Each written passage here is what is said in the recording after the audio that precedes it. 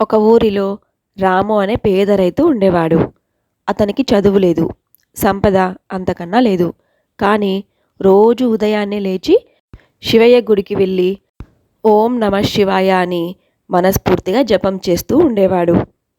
ఒకరోజు ఆ గ్రామంలో పెద్ద పండుగ జరిగింది.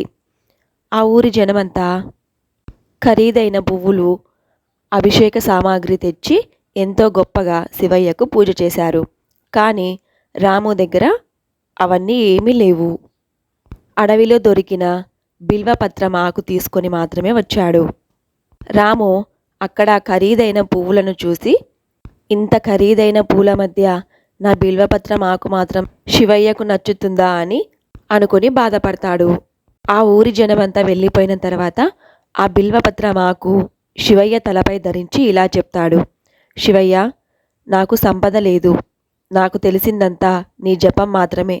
నాకు దొరికిన ఈ బిల్వపత్రం ఆకు మాత్రం నీ కోసం తెచ్చాను అని చెప్తాడు.